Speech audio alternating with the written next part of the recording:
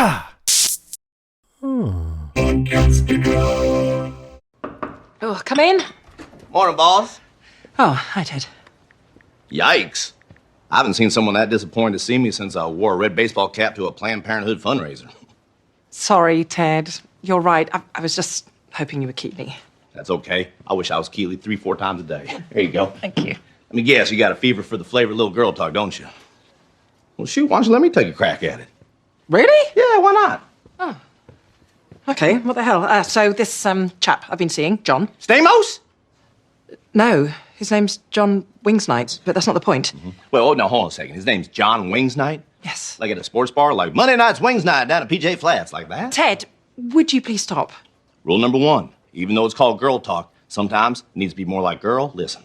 Got it. Learn on the fly here. Come on, hit me. Right, thank you. So, John, I mean, he's a wonderful man.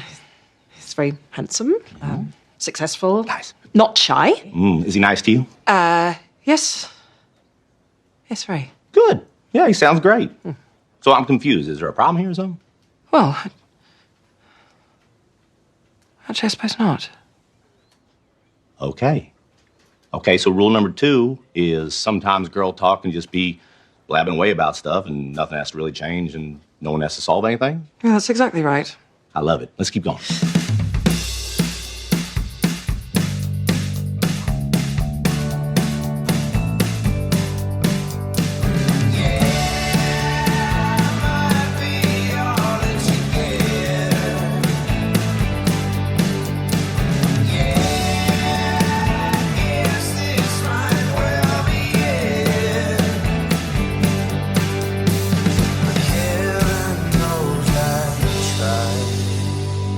Welcome to another episode of the Revisited podcast. I'm Ben.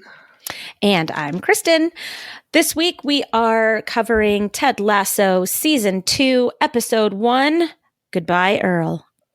Diving into Season 2. Already. Yay! I say already, but I mean, it's been 11 weeks? And 10 episodes? We did good. 10 episodes, yeah. We did very good. We're very good. We're good. We're a good job. Compared to Lost. Yeah, you know. Where we missed like an entire 5 years. Okay. Well, let's just not look. COVID was interesting. Yeah, I know. We've made our excuses for the time we missed. Yes. During Lost. As weak as they may be. As phoned in as possible. Yes, very good. We made our excuses. I am so excited we're in Season 2 because that means that old Rebecca is gone and we can just get into the meat of the show. We know these characters. We love these characters. And now we get to see a continuation of what happens after they get relegated. Well, and Season 2 is great too, because you're right. Season 1, we kind of get the establishment of the main characters. We've got Ted, we've got Rebecca, we've got Roy, we've got Keely. And Beard. Beard's a mystery throughout the entire run of this show. Yeah, okay. But he's still, you're right, he's still an established character. Season 2 is now where we start to focus on characters like Sam, Colin, Isaac. There's more from Higgins. Nate. Oh my God, this is a huge season. A huge for Nate season. Yep. Jamie Tart, another big season for Jamie Tart as well. Well, and season 1 was big for Jamie as well, but season 2 is even bigger for Jamie. Mm-hmm. There's a lot of changes coming to Jamie in season 2. A lot of changes coming for everybody in season 2. I would say. Yeah. But I mean, even in addition to some of the other some of the characters that I met, we meet some new ones. A couple of which we meet in this episode. Dr. Sharon Fieldstone is one of them. Don't you dare call her Doc. Or Sharon. But I mean, there's other characters who get progressive in their story as well. Trent Krim gets a little bit more this season. You say his name and I smile. I love Trent Krim. I love Trent Krim so much. The Independent. You're from the Daily Planet, I believe. I love that we also get introduced to a new player named Jan. Yeah, Dutch Jan. we meet in this guy. So we've mentioned 2 of the 3 characters that we meet in this episode. There's a third new one? We meet Miss Bowen for the first time in this episode. Oh, yes, that's right. It's very quick, but we do meet Miss Bowen. Yes. Who we will see a couple of times throughout throughout season 2 and into season 3. She's gonna be a reoccurring character. Yep. Through both. Her story ties in primarily with Roy, but it's because she's Phoebe's school teacher, but she's going to be a reoccurring for the rest of the series, which is nice. Yes, she's wonderful. So before we dive into it, obviously season 2 is not going to change from season 1. We're going to try and remain as spoiler free as possible as we can for those of you that are watching for the first time, but we will have a spoiler full conversation a little bit later on, and man, do I have some stuff to. Me too. Yeah, I have a couple things to bring up in that. I do section. too. But check the show notes if you want to skip it, and then to know when we talk about that, so you can come back for the quotes and all the other fun stuff at the end. Yeah, we haven't had big spoiler sections the past couple of weeks, and I feel like I'm making up for it today. We haven't had a lot of spoiler stuff because I feel like the ending, like the penultimate and the ultimate episodes of season 1, were pretty focused on wrapping up the season 1 story. Right. They weren't kind of looking ahead at the establishment of characters. They were focusing primarily on AFC Richmond's relegation or whether or not they were going to get relegated. Well, and I think that has a lot to do with the fact that they probably didn't know if they would get a second season. So they have a 3-season story that they want to tell, but you also have to reconcile with the fact that your show might not take off the way that you want it to. And so you need to be able to, after Heroes, we all need an ending to the first season if there is going to be one. You mentioned Heroes. That's a horrible show. It's a beautiful miniseries. One season miniseries. Yeah, you're probably right. They were wondering whether or not they were going to get that second season, even though they had that 3-year story to tell. You're right. They wanted to make sure that just in case. Yep. They wanted to kind of have things wrapped up in a way that they could end if they had to. Right. Thank God they didn't. But now that me too. Yeah, agreed. But now that they're into season 2, we kind of have some more stuff to talk about in spoilers because there's been new seeds planted for this season, right, into season 3. Yeah, this is a beautiful premiere episode for a new season. I think that they do a really good job for establishing what the season is going to be. They do a really good job of bringing us in after a small time jump. And they still manage to keep the wholesome, heartfelt wonderfulness of this show. It proves once again how smartly written this show is. Yeah. And I'm very appreciative of the fact, too, that when they bring us in the beginning of this season, too, they're not bringing us at the start of the season. We're kind of already, the season's already in motion. 7 games in.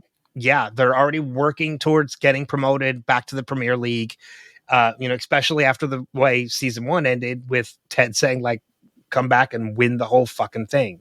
Right. And we're seeing that's the goal, and they're not losing, but they're also not winning. But they're playing well despite the fact that Roy Kent isn't playing anymore and Jamie Tart isn't playing anymore. They've lost 2 of their major players. Yeah, right. Exactly. So they're not losing, they're not winning, but they're proving that they're still a solid team. Yes, absolutely. Well, it's even mentioned too. Like even Nate says it at one point in the episode. He says the team's playing well. They're just unlucky. They're the New York Jets. I have that in my. I have that in my quotes too, because it's such a nice burn, especially coming from 2 guys from Kansas City. The Jets are never good. Sorry. Back home, if a team was playing poorly, we don't call them unlucky. What do we call them, Coach? The New York Jets. It's such a burn. I love that. It's a burn for anybody who's a football fan. Yep. even New York Jets fans. Yeah, so we get to the opening of this episode. They're already into their game 7, the 7th game of the season, when something rather unfortunate happens. It is fucking tragic, man. It is just the worst thing that could, like, if it killed the bird, okay, a freak accident, it'll go viral for a random bird killing. Killed a dog, okay. And how violent is Danny Rojas's kick that he kills the dog? I know. Well, I mean, it could also be a combination of, because it happens midair, so it could be a combination of Did he it hits break the his dog, the dog falls. It could have been the fall after being hit by the ball that killed him. Regardless, Earl Greyhound is killed. On What the a field. beautiful name for a dog, Earl Greyhound. I know, I love it. It's so British. It is. It's so British, and I love it. Well, okay, so Barkingham Palace is also beautifully named too. I mean, Yes. just there's little things like that just remind you how smart this show is. Yeah. But yeah, poor Danny Rojas. I'm washing the death off of me. You might want to try some soap. It gets that eternal damnation out of the hard to reach spots. Leave it to Ted. And it's weird too, because you're watching in that moment, Ted really just doesn't know how to react to this. Nobody does. No, because this is such a I don't know what the word is, not uncommon, because that doesn't even explain it. It's freak occurrence. Freak occurrence. That's the best way to put it. Yeah. Yeah. Danny kicks that kick. And it's Danny Rojas. It's not like somebody else. It's Danny Rojas, who his very soul is linked to this sport, and he's so positive and wonderful, and he's just he is the epitome of a human hug in personality form.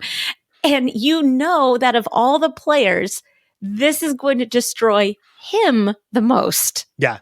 Well, and it does. He's right. You mentioned he's in the shower, just in full uniform, under the water, letting the water pour over him. He's speaking Spanish.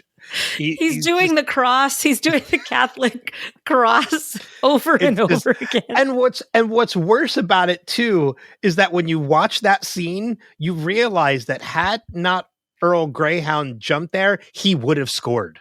Yeah, they would have gotten the win. The goal was going, the goalie was going the other direction. Mm-hmm. That was a goal. Yeah. So it would have been nice if that was a goal and they got their first win, but it still didn't matter because at the cost of Earl Greyhound. At the cost of right, exactly. I wonder if in the writer room they're like, should we have them win? Should we have them tie? No, I feel like it was actually good that they left it on a tie, because it kind of plays into everything, that was happening with the team and then struggling to win. Yeah. Okay. Because I feel like that's going to break soon. Oh yeah. I don't. It's next episode. Is it next episode? Okay. Yeah. For once, I actually did not watch ahead. I've already seen episode 2 a number of times, but I don't remember exactly everything that's coming from it. 7 ties in a row. That's something. Yeah, it is. And my Echo device is spewing something. I don't know what it is. I don't know if you heard it or not. I did not. Okay. Good. I don't know what it was talking about because I had my headphones on. But yeah, poor Danny. Just but everything that happens to Danny is done for the sake of introducing the character that we talked about. Dr. Sharon, who very similarly to Rebecca in season 1 kind of comes across as somebody you might not like. That changes. Again, we talk about growth of characters and characters that we eventually grow and learn to love. Dr. Sharon is one of them. Yeah, and I like rewatching this, knowing the full story, only because I'm able to look at Dr. Sharon in this episode and realize that she has to keep herself objective and removed from everybody. And instead of feeling annoyed by her in this episode, like I did the first time I watched, I feel bad for her because it has to be a very lonely life for her, because she goes to these sports teams and she's excellent at what she does. But she has to maintain a level of professionalism to keep herself objective and helpful to the teams that she helps. And, Ted's confused by it because of his own problems with therapists in general that we'll get to later. But I feel for everybody in this situation. I feel for Higgins, who apparently in this huge state-of-the-art facility, there is not one conference room available for him to work out of. It's another running joke from season 1. Like, he just has no office. Well, and that there's continues. No conference rooms? There's not one conference room? There's the press room. That's pretty much it. This is a beautiful state-of-the-art facility. There's a conference room somewhere. There has to be somewhere. There has to be a closet he can work out of, and his little sad box of things with his sad plant, it proves just how much he's not in his office anyways. True. But anyway, I'm getting away from the point. I love the introduction of Dr. Sharon because you see parts of her personality coming out, especially when she goes, "Oh, your goal is, or your best is 1,236 bats or whatever they're called for the ball game," and she says, "Impressive," So there is a good personality in there. Is she okay? See, that's a moment that I've read a little differently. Oh, okay. Because it comes off this conversation that she had with Ted about asking Ted if you're good at your job. Mm-hmm. And Ted is legitimately questioning it for the first time because of the attitude that she is giving Ted. So when she says, like, what's your record? And, Nate says 1,236. She says, "Oh, impressive." And then shoots a look as in, like, you should be managing your time better. No, that's not the way at all. I saw it.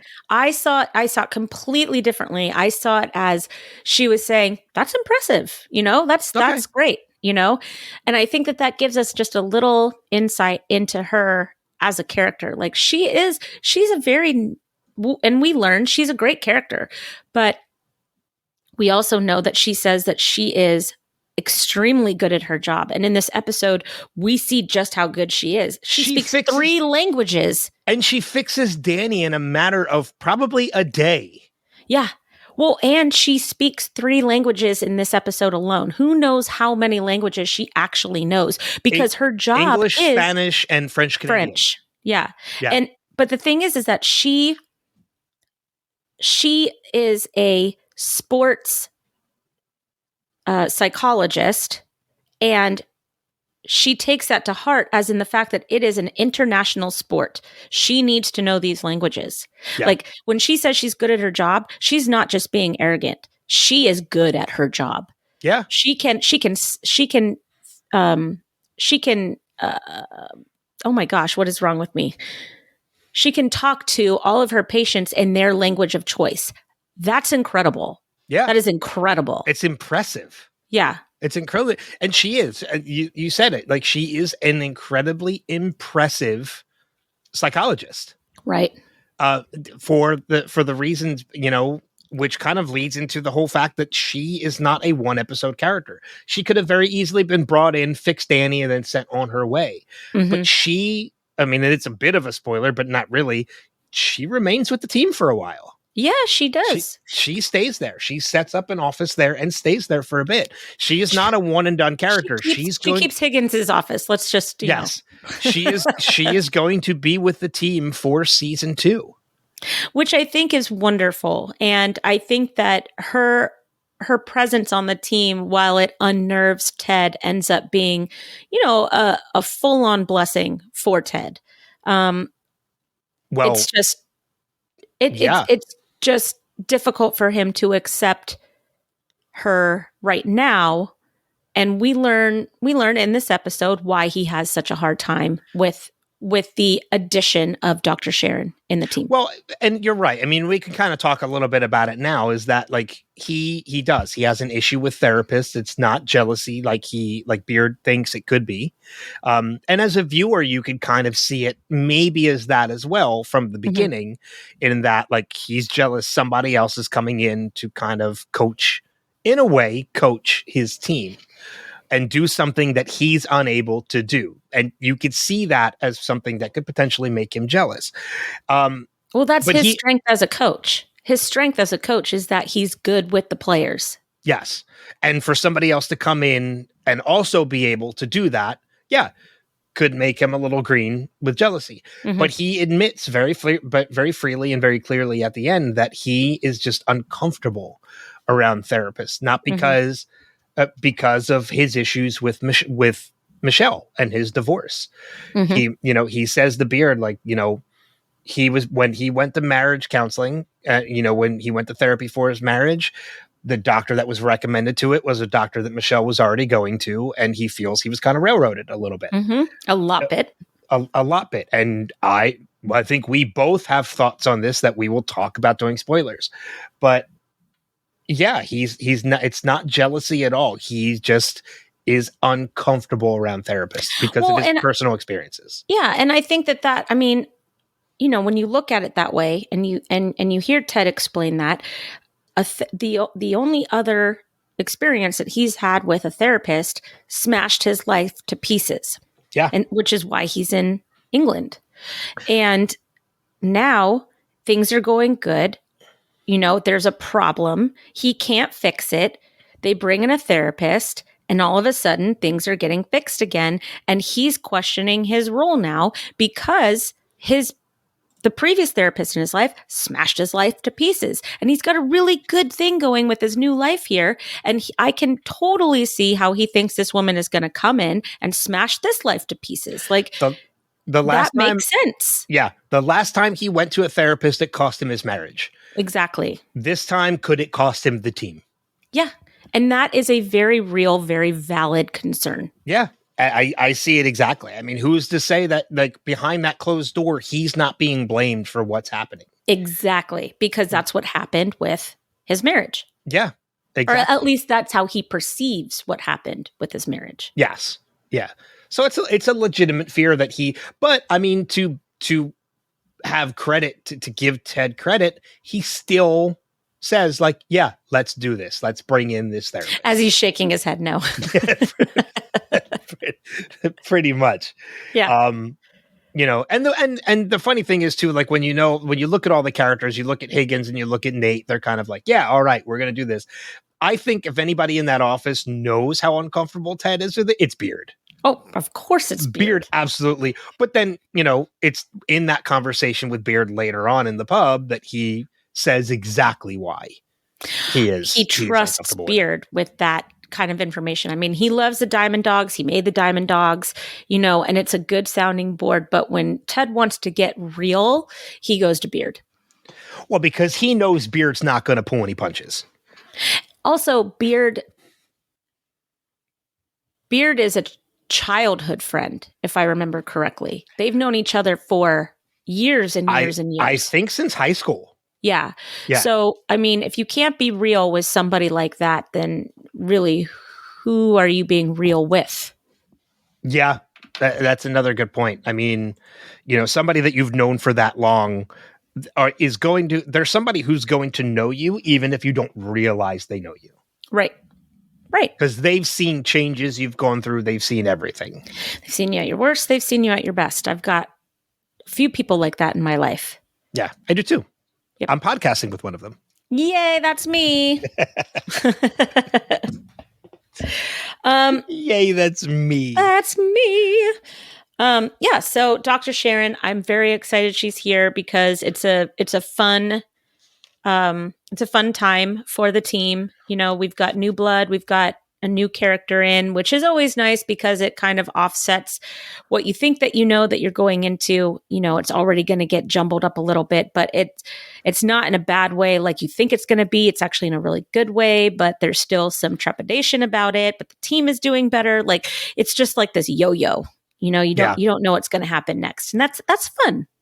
Yeah, no, I agree with that completely, and I'm really looking forward to seeing more of Dr. Sharon as we go through, because she's somebody who actually she plays a very important part, not just, and because you kind of touched on it a little bit earlier, she plays a very important part, not just for the team, but for Ted in particular. For Ted, for sure. Yeah. Yeah. Like she is a huge influence on Ted a little bit later on. You know what? I need a Dr. Sharon in my life. I need a beard. A coach beard, not an actual beard. I have one of those. Yeah, you do have one. Yeah. Yeah. I need a coach beard. Oh, a hype man who keeps it real. Yeah, exactly. Well, no, actually, I kind of have that. Yeah. I'm podcasting with my coach beard. There you go. I'm podcasting with my coach beard right now. Perfect. Shifting gears. Yeah. Who are we shifting to? Let's talk about Nate for a second. Oh, let's do that. So I've got some definite Nate opinions here. Nate, why don't you start us off? Why are you struggling? Nate he's a little bit of a dick. He's a lot of a dick. In this one. First of all, you see a little bit of Nate coming out here. You see true colors again coming out for Nate. We talked about it last episode in that, a little bit. And you're right. We're starting to see a side of Nate that is not exactly the best. I mean, there's two moments in particular. What position does your mother play? That was such an asshole comment. Well, and if you notice too, like even Ted kind of gives him a look afterwards, like, where did that come from? Yep. And Nate kind of tries to defend himself, saying like, some pressure makes pearls. He says the line wrong. Pressure makes pearls, but it's pressure makes diamonds. Yeah. But like for you to treat somebody in that position, that's the position you just came from. Yep. Because he can't boss anybody around because he was low man on the totem pole. Now he's a coach, but he's a coach to all these people that used to be his superior. So he's not all the way comfortable with doing that. So the only person that he can really display any power over is new guy Will. But I mean, again, like seeing the side of Nate that we kind of don't like at this moment too is one, you're right. He sees the one person in the room he can kind of boss around. Mm-hmm. But again, that was your position before Will, and you went through the same thing with Colin and Isaac and Jamie. Right. You had it threefold. You know how this feels. Bullies become bullies. Yeah. And that's as a teacher, that's something that I see every single day. Kids that are bullied at home by their parents bully the kids at school. Period. Yeah. Bullies become bullies. But not only that, there's another moment a little bit later on too, when they're trying to figure out how to deal with Danny. And Nate makes the comment, well, let's show him his goddamn paycheck. That'll wake him up. That was what? Garbage. That was disgusting. Mm-hmm. And Ted kind of plays it off a little bit like, oh, I shouldn't bring an umbrella to a brainstorm. Well, he said that's a little aggressive. Yeah. But I mean, that comes from a side of Nate who is experiencing authority for the first time. Which is not a good color on him. No, those are the words I was actually just thinking too. And I think Ted is maybe realizing that he wasn't a good judge of Nate's character, or maybe Nate's character was so well hidden that we're now just seeing Nate as who he is. Whatever it is, in the last episode, we saw him start to tell off Rebecca and call her a shrew. And then this episode, he's beating up on the lowest man on the totem pole in that building, which Ted is vehemently against doing. So I imagine that there's a lot of underlying question marks from him and Beard right now with the way that Nate is acting. And, Ted builds people up. He doesn't humble people. And so I don't know that he really understands what to do with a situation like this. And maybe that's why it could potentially get out of hand. Yeah. Yeah, it's going to be, we've seen the series, obviously, and many people who are listening have seen the series, so we know Nate's path already. But it's interesting to rewatch now at this point, knowing Nate's path. And picking up on, and I do have something for our spoiler section that I do want to cover, that I'm not going to cover right now. Yeah. But yeah, it's an interesting series of events in this one scene with Nate. Also, did you notice that he's still wearing a tie underneath his jacket? I did, because you mentioned that in the last episode as well. And so when I was editing last episode, I was actually rewatching some of the moments from that episode as I was editing, because I wanted to see that. And I did notice that he was wearing the shirt and tie underneath. And he still is now in this. Still is. Yep. Well, so, he considers his position to be extremely important, by the way he dresses for it. And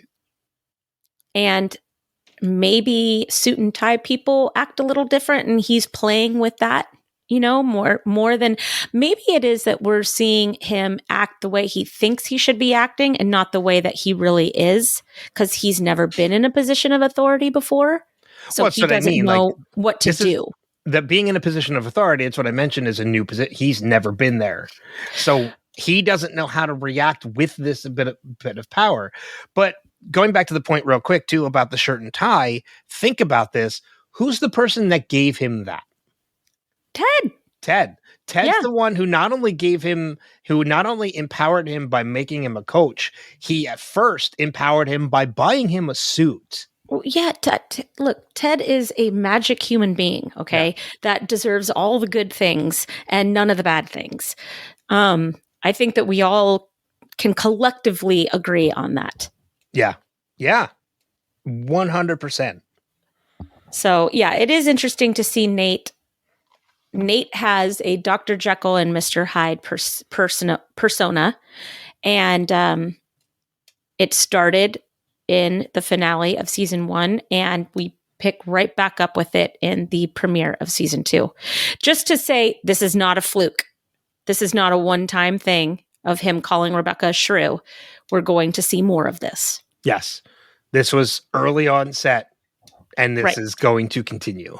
Yeah. And I think that's all that the intention was in that one scene, because it's not the whole episode, right? I mean, it's two quick moments in the episode, and they're, but they're there. I mean, and they're there, and they're mean. Well, I mean, again, like we talked about in the finale, how, in the finale of season 1, I mentioned this last episode, how you brought up, like, he calls Rebecca a shrew, and I was like, yeah, but then it's very quickly forgotten because they go into the promotion, Nate's promotion. It's not easily forgotten this time. It's so much more noticeable. Well, and him saying, show him his goddamn paycheck, like you said, that sentence hangs in the air for like 1 or 2 beats. Yeah. Like there is a surprise pause before Ted goes, well, okay, let's not get that aggressive. Well, I mean, and it's one thing to be bullying to Will. But it's another thing to make a comment about a player who's going through a hard time because he just murdered a dog by accident. Yeah, but you're also, that to me kind of shows Nate is trying to exude authority over the team. Oh yeah, you're right. Mm-hmm. Like he sees the authority that he has, and he's kind of trying to push it. He's trying to make everybody, by making a comment like that, he wants to make it known that I have influence. Yeah. He's influencing in the wrong direction. Yeah. Because that's ultimately not the decision they go with. It's written off very quickly. Right. But it's a power move. It's a power move by Nate. Yes. Which is, a completely different side of Nate we've never seen before, but is going to be there. And we're going to have to deal with it. Because people like that they don't quickly forget that. they have to either be punished or put in their place. Yeah. And those are two things that Ted is not good at. No, at all. So it's, to those of you watching, it's going to be an interesting trip. Watching for the first time. Yeah. It's going to be an interesting trip. Interesting is a yeah, nice way of putting it. Yeah. I would like to go to Roy for a little bit. Yes, I would too, because Roy, quite honestly... Roy's face is a chia pet, by the way. We have seen that he has grown out of every orifice of his head in the last 7 games. The amount of hair on his body that we saw in the finale has... His head and face has caught up to that. This episode. But I'm glad you brought him up, and I'm going to let you go. But I want to say, as great as this premiere was, Roy has my favorite moment in this entire episode. Oh, his speech, right? To Rebecca. Yeah. Yeah. And when we get to that, I will tell you exactly why I love that moment. Roy is such a great character because he has this very, very difficult to penetrate tortoise shell around him. But he proves that once you're in with him, he's got your back. He's rooting for you. He is 100% going to throw down for you if needed. Yeah. And we see a lot of that with his relationship with Phoebe, which we know right off the bat, we get the first time we see Roy this season is with Phoebe. He's coaching her football team. And I love how they keep it just him as he's sitting there and he's like, you guys played like a bunch of pricks, blah, blah, blah, blah, blah. You've got to get better, da, da, da, da, da. And then it pans out and he's coaching little girls. Yeah. And one of them is hurt. And he's like, except for you, Coca-Ruta, you put your body on the line out there. She's like, you know it, coach. Like, but I love, like, it's one thing to see that Roy is coaching he's being Roy and he's coaching little girls, but these little girls take to it. Like, they're fully behind Coach Roy. Everybody knows who Roy Kent is. Like, the best part about being Roy Kent is that he doesn't have to pretend to be anything other than who he is because he's never done that. So if you're asking Roy Kent to be a coach of a girls' football team, guess what? You're going to get Roy Kent. Yeah, you're not going to get Mr. Rogers. You're going to get Roy Kent. Whoever brought in Roy to be the coach of this little girls' team knew exactly who they were bringing in. Yeah, which is why, Miss Bowen is just like, listen, you can't call them pricks, even when they're being pricks. I have that line in my quotes because it's typical Miss Bowen. You're going to get more lines like this from Miss Bowen. Like, she knows exactly who kids are. Well, that's most teachers. Just to let you know, as a teacher, that's most teachers. She's beautifully written. Yeah, but she says, Coach Kent, they're 8 years old. You can't call them little pricks. Sorry, Miss Bowen. Even when they're being little pricks. Yeah. And I like it that he calls her Miss Bowen. Yep. Oh, he fully subdued to Miss Bowen as well. He treats her with massive respect. Of course he does. That's Phoebe's teacher. Yeah. Phoebe is the most precious thing in his life. More than Keeley, more than his sister, more than football, more than anything. If you touch Phoebe, Roy Kent is going to kill you. Oh, and we're going to get a little bit of that in a couple episodes too. Right. Which I can't wait for. The fact that in his retirement, he decides to focus on Phoebe. Yeah. I think that's wonderful. That shows who he is. However, he is drinking a lot. Like a lot. Well, okay. So I understand how you can kind of think that, but when you rewatch that scene, you're talking about the scene where they're at dinner on the double date, right? Well, that and him drinking the rosé, top me off. Well, so the dinner date, when he keeps asking for more drinks, it's because they never bring it. Yeah, but he's asked like 5 people for it, so I can only assume that 5 of them are coming.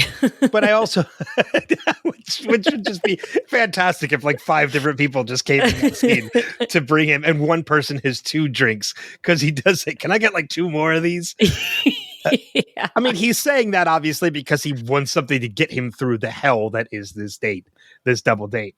Not because the guy is horrible, but because he just doesn't do stuff like He's that. here, he's there, he's every fucking where. Roy Kent. I love how we get multiple mentions of Roy's retirement speech. Which, when you see it, it's fantastic. It's next episode. Oh, thank It's goodness. episode 2. Oh my gosh. Because you just get this idea that he has really biffed it hard.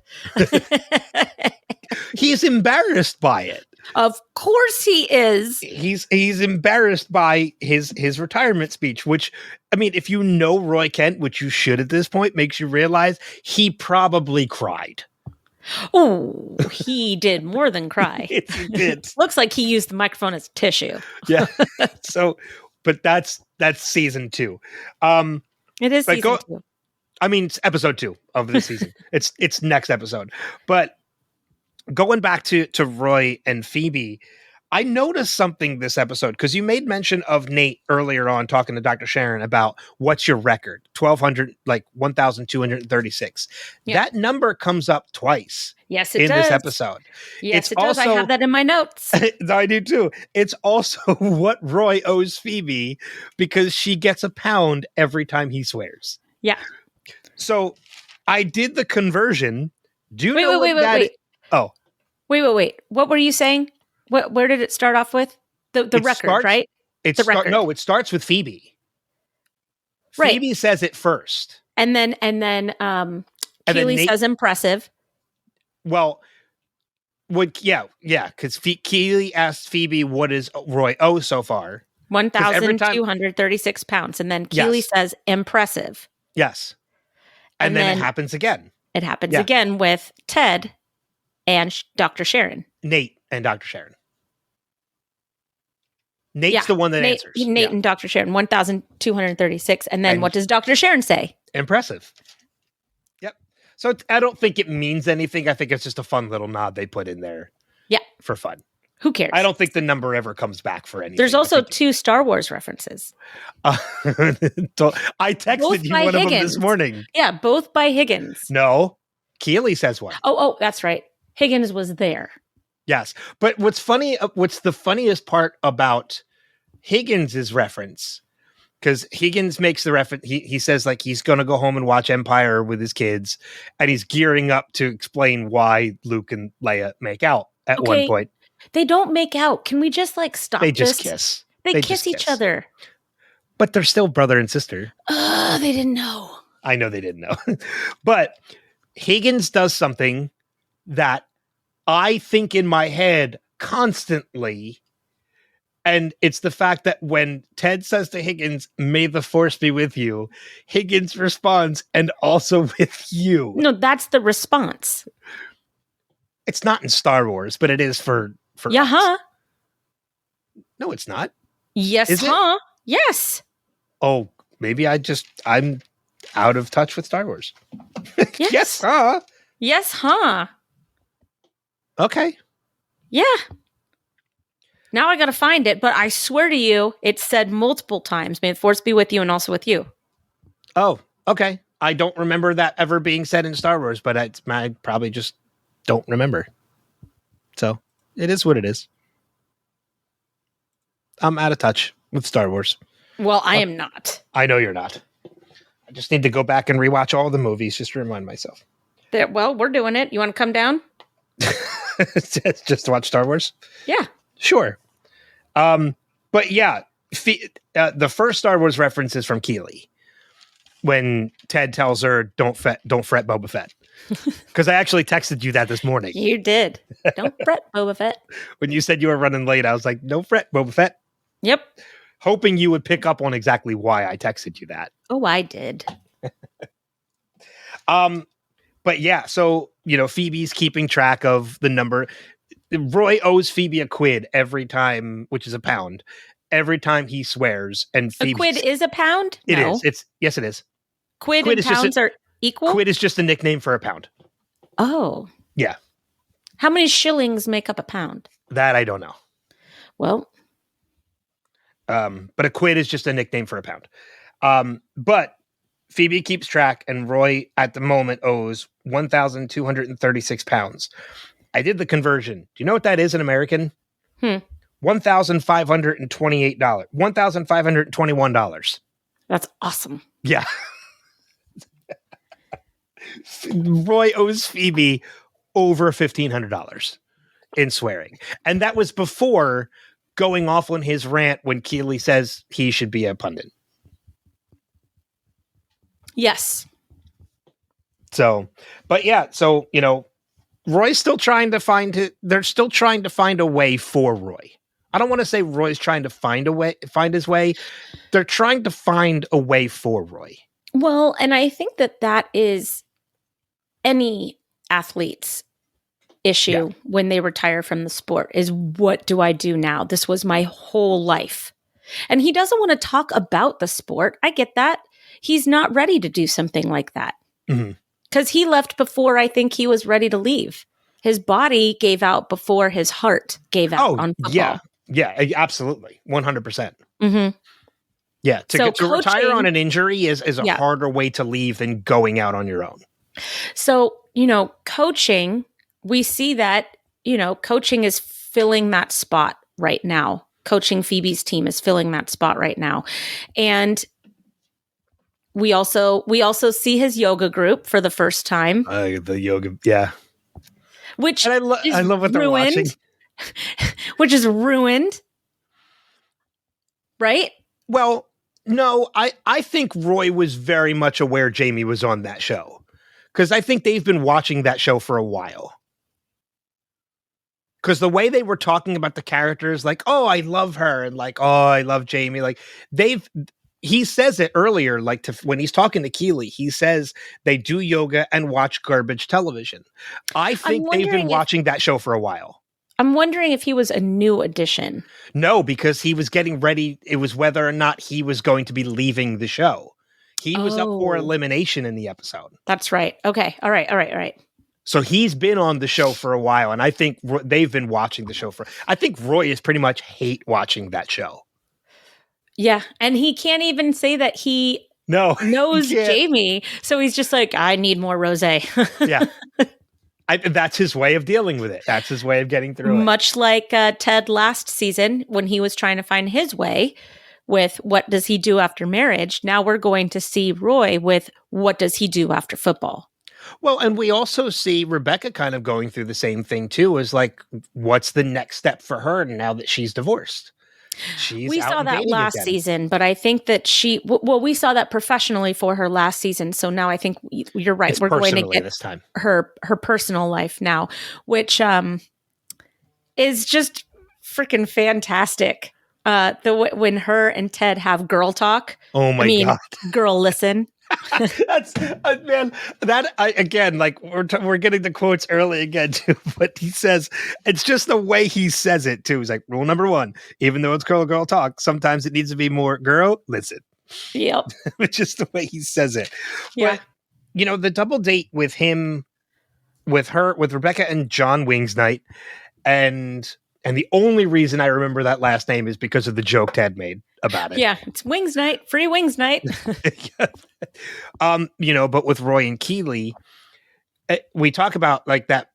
My favorite moment with Roy in this episode, my favorite moment of the episode is with Roy, and it's that speech that he gives Rebecca. Like the date is over, John has left, and Rebecca wants the feedback from Keeley and Roy. Keeley in particular, but Roy is the one that offers up the biggest piece of advice to Rebecca. The best piece of advice for anyone out there dating. And the reason why I love this moment so much is it's twofold. Because one, it really does open up Rebecca's eyes to what she should be looking for. Like, she shouldn't just be going out there for the sake of and date somebody for the sake of dating. It should be somebody who Roy says makes her feel like she's been struck by fucking lightning. Yes. But the other reason I love this scene so much with Roy is because you get this look from Keeley towards Roy. Roy would not be saying this if this is not how he felt being with Keeley. Yeah. Roy feels like Keeley makes Roy feel like he's been struck by lightning. Yeah. He wouldn't be giving this advice to someone else unless this is something he's experiencing himself. And he says, don't you dare settle for fine. Yeah. Which it makes the bond between Roy and Keeley. It makes me love Roy and Keeley so much more in that scene. They're such a good match. Their characters are wonderful. And their characters got better when they got together. Yeah, absolutely. Because they found something in each other. These are two people who, when they met, were instantly able to let their guard down. And open up. Which is incredible because, Keeley keeps herself very well hidden by, being like a dopey, dumb model. And Roy keeps himself very well hidden by being a grumpy curmudgeon. Yeah. Yeah. And they both just kind of bloom out who they really are once they're together. And I agree with you. I love that scene when he's speaking very frankly to Rebecca. And Rebecca needed to hear that. Rebecca absolutely needed to hear it. But it was and Keeley was never going to say that to Rebecca, which is interesting because she usually speaks her mind. But I think she was being a supportive friend. Well, and not only that, but I think maybe in Rebecca, in Keeley's mind, I think she meant what she said. Like, I think at the time she thought they were a good match. Because there was nothing wrong with John. Well, notice she didn't say, "Oh, I love him. He's great." She said, "It's a good match." Like, that was what she had to say about it. That's true. It probably was more just being supportive. But again, like, I love that moment for Roy because it hits all three of those characters. It shows you how Roy truly feels about Keeley. It shows Rebecca she should never just settle. And I think this might be one of the first times Keeley is realizing how Roy feels about her. Like, truly feels about her. Because again, she does give him that look when he's saying all of that. And then after he says it and Rebecca looks at Keeley and she kind of just nods like, yeah, that's it. Yeah.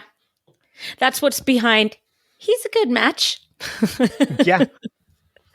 But, you see that he is also, it's when Keeley says he's financially appropriate and age appropriate, you understand that he's financially appropriate when he gets into his car and he gets in the back seat.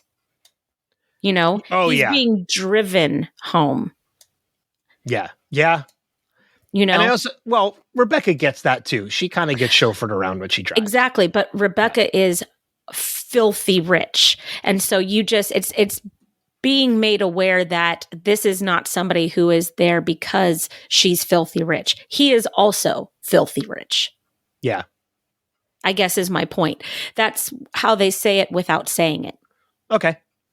All right. No, I just, again, this is just one of my favorite scenes of the episode, and coincidentally, it's with Roy. I know, I know I talk a lot about Roy because he is my favorite character, but it's like me talking about Sawyer during Lost. That's true. That's very true. We like the problem characters. Roy's not a problem character, though. Well, neither is Sawyer. I'm saying we like the rough exterior characters. True. Yeah, that's a good point. They're easier to talk about. I'm kind of looking through my notes. I'm tapped out. Let's go to spoilers. Let me just make sure. Ted's. Oh, I mean, there was the touching story that Ted gave in the press conference too. About losing the dog that he had when he was younger. But I feel like that while it was a a real good story that kind of lends to Ted's attitude. Mm-hmm. It's just played better because immediately after that, we go to Danny in the shower. Mm-hmm. Like, it's just, it's a way to kind of calm you down and then just be like, all right, that's pretty funny. I'm trying to wash off the murder. But yeah, I think that's pretty much all I have for the main discussion. So with that being said, we're going to dive into spoiler territory. So if you're watching for the first time, check the show notes to find out when we're going to come back for favorite quotes. I know we both want to talk about the therapy thing. But before we do that, I want to, I'm going to stick with John for a little bit here. John Wings Night. I love the fact that like we get that conversation with him when Rebecca says, oh, he's like a mad football fan. And Roy asks him, what team does he support? And he mentions teams other than Richmond. Yeah. You know, we get to see John again, right? When? He's in the series finale. In the series finale with is he wearing Richmond clothing? More than that, he's wearing blood. Because that's right. He's the guy that when Isaac kicks the goal and it goes through the net and hits the guy in the face in the audience, that's John Wings Night. Yeah, he's a fair weather fan. He likes whoever's winning. And then the next scene we see him, he's rooting on for Richmond. Yeah. So, yeah, he's a bandwagon fan. He's a bandwagon fan. And I like it that Roy knows it immediately. When he says, he goes, oh, usually, Chelsea or Man City, whoever's winning. And Roy's like, yeah, got it. Yeah. I hate you. I also like that one of the first people we see coming out of Dr. Sharon's office after Danny is Colin. And I'm wondering if we this is where he starts to open up about his sexuality, right? Yes. Yeah, yes. For sure. Okay, me too. Yeah.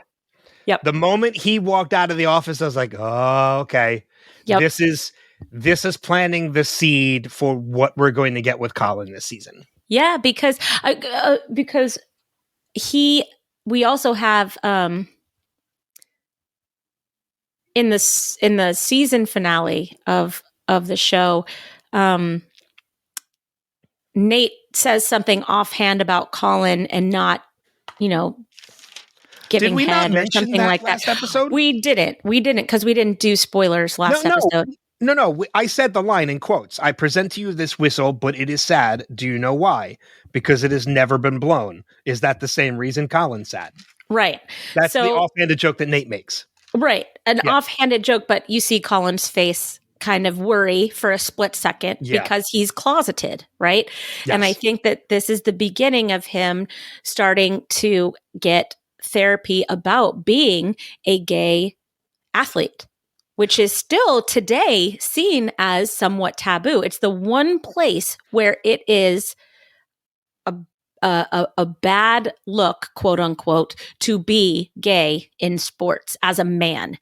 It's expected from women for some reason, but as a man, there is this culture that you can't be gay in sports. Well, I mean, we're in spoiler territory, so we can talk about it too. What we get from Colin this season about him trying to come to grips with being, like you said, homosexual as an athlete. I love the point when it comes out, because that episode with him and Isaac is a great episode, because as angry as Isaac is about it, he's not angry about the fact that he is homosexual. He's mad that he didn't tell him. Right. That he didn't trust him enough to tell him. Right. Because it's the episode where Isaac gets in trouble because he goes into the crowd because somebody is yelling slurs. Right. Not intentionally yelling slurs at Colin, because the audience doesn't know that Colin is gay. Right. He's just yelling slurs for the sake of yelling slurs. But Isaac, knowing what he now knows, it makes him mad. He goes full Roy Kent. Right. In that moment.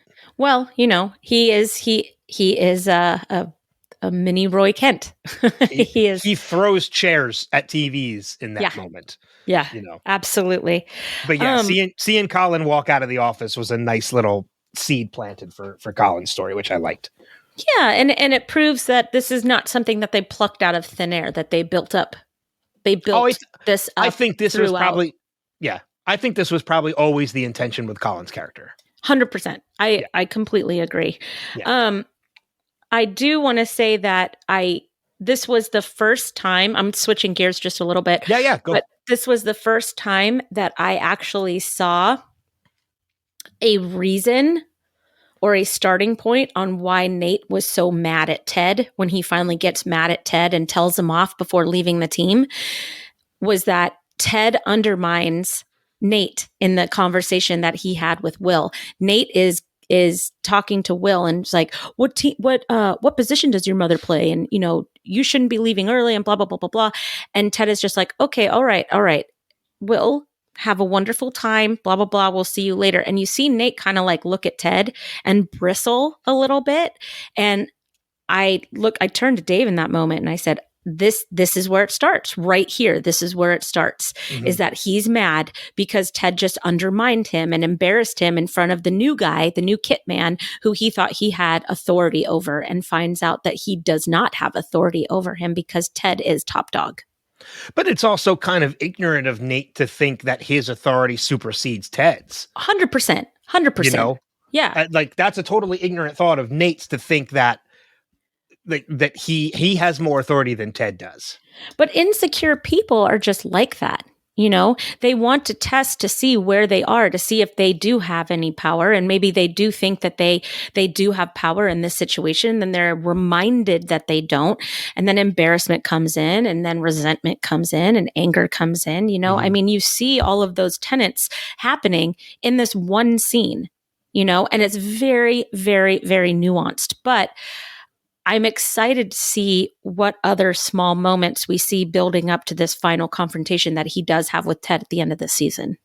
And that confrontation, I actually went and watched that confrontation just because I wanted to be reminded of the things that Nate said, because I wanted to be able to keep an eye out for it as I was watching. So that's a good pickup, the fact that you can kind of see him feel a little undermined. Right. And which leads us into it. But the other thing I noticed too, when I went and I watched that, is in the finale, we see, now in the premiere, we saw it in the finale last season, and then in the premiere of this one, how Nate is wearing the suit and the shirt and tie underneath. In the finale, before Nate, when they go out on the field, Nate's wearing a full suit. He's not wearing Richmond colors at all. He's wearing a black suit and tie. He has distanced himself from the team. And it is before he even goes off on Ted. He is wearing that. He has shed his skin at that point. Yeah, he literally at that point, because he had the game-winning play, and he was the wunderkind or whatever. I think that in that moment, he's probably thinking he is the coach. He is top dog. Yeah. This is his team. And that's the delusion, right? Delusions of grandeur. That's Nate is completely off the rails at that point. Yeah. Like I said, like taking off, not wearing the AFC uniform or coaching uniform, Nate shed his skin. He's become the snake underneath. I'm wondering if, and I might go back and check, if in the final episode of season 3, the final episode of the series, if he is in just a regular... he's back to kit clothes. Right. Back to kit clothes, but no suit underneath is what there's I'm not. saying. If I remember correctly, there's not. He is back to, because I think he is a kit man again. He's a kit man, but for that final game, he actually is promoted back to assistant coach. Is he? Because I don't remember him being promoted back to coach. I do. Okay. No, fair enough. I probably just forgot. Yeah. Let's talk about the elephant in the room. There's one line in this episode that the moment I heard it, I was like, holy shit. Do it. And it is the line when Ted is talking to Beard, when he says, hold on, I think I have it written down exactly what he says. Oh, no, I don't have it written down. But he makes mention that the therapist that him and Michelle go to for marriage counseling is a therapist Michelle has already been seeing for a while. Mm-hmm. This whole thing with her ending up dating that therapist, knowing now, because I don't think I ever picked up on that the first time, that Michelle had already been seeing this therapist. Yeah, that was her therapist. That wasn't their marriage therapist. See, I thought it was just their marriage therapist. No. This whole thing makes her dating him even more disgusting. Agreed. So to anybody who sent us feedback, Greg, defending... I almost said Greg at the same time as you. Defending like that relationship This or whatever. was planned. No, fuck that. This doctor broke up their marriage to be with her. Yeah. I don't care what anybody says. He is the reason they are not married. Yes. I 100%. completely 100% agree. Yeah, absolutely. And he said, I felt like I was being set up. Well, you were being set up. Yeah. You were 100% being set up. And so the fact that he came to England, he took her to Paris. Of course he knows all this about her too, because she's probably said, my dream is to go to Paris in therapy. You know, Ted never took me to Paris. Probably. Well, not only that, but like it's just disgusting as a therapist. Oh, it's all kinds of wrong. He could have reported him. Ted could have reported him, and he could have lost his license. Yeah. And he is damn lucky that Ted is the person that he is.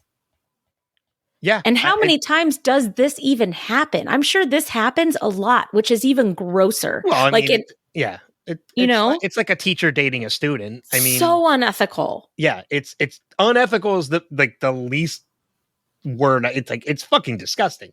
But like, yes, I don't care what anybody says now at this point, defending Michelle or anything like that. Like this doctor, and I don't even remember the doctor's name now at this point because I choose Doctor Who gives a fuck. Exactly. The seeds were planted by him that they should have gone to a completely different therapist for marriage counseling. Yeah. Because this guy undermined Ted the whole time. Ted's fear and rationale that he felt like he was being undermined is 100% valid. And you can see why he is so upset and jumpy around Dr. Sharon. Yeah. Yeah. His life was smashed to pieces by this therapist of Michelle's. And now he has something that he is building, something he believes in, something that he is spearheading. And what happens? A therapist comes in and starts fixing things. This is his marriage again. Mm-hmm. It's just when you know the whole story and you watch this again, you're totally Team Ted. Yeah. You know, and 100%. Watching, and I love it because we're watching it through the lens of Ted this entire time. And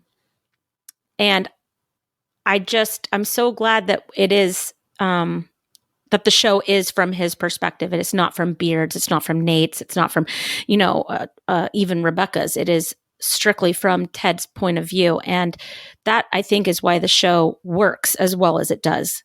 Yeah. I apologize to Greg. Nope, I don't. For calling him out. Because I know I'll hear it. But it's fine. Greg, I love you, but you were dead wrong in that. Please don't stop sending feedback. It is just, when I heard that line, that kind of just snapped in me. Like it snapped a realization in me. Like, yeah, this guy's been undermining their marriage the whole time. This guy has been planting seeds. He saw the woman who was his patient that he grew an interest in. Right. To undermine that marriage so that he could date this woman. Right. So sorry if that Kristin was so unnerved by it that her microphone just fell over. It did. It fell right over. So, but the moment I brought that up, I was like, I know Kristin's going to want to talk about this too. Yeah, of course. It was like one of my first notes. It's what I've been talking about. Yeah. So yeah, it's a little unnerving, but like, I'm standing by it now. No. Yeah. Team Every time Ted. I see his stupid face, I get mad. I agree. Yep. All right. So we are now officially back from spoilers. Let's talk about the quotes, because there's a lot of them. There's a number of quotes that I just couldn't help laugh at. Starting right from the beginning, the first quote in this episode that made me laugh was right after Danny kicks the kick and kills poor Earl Greyhound, and Nate is just, oh my God, I promise that's not what I wished for. And then it goes to opening credits. Oh God. I really enjoyed the one where Ted walks in to Rebecca's office, and Rebecca wanted Keeley to be there, and he goes, I haven't seen someone that disappointed to see me since I wore a red ball cap to a Planned Parenthood fundraiser. I have that as one of mine as well.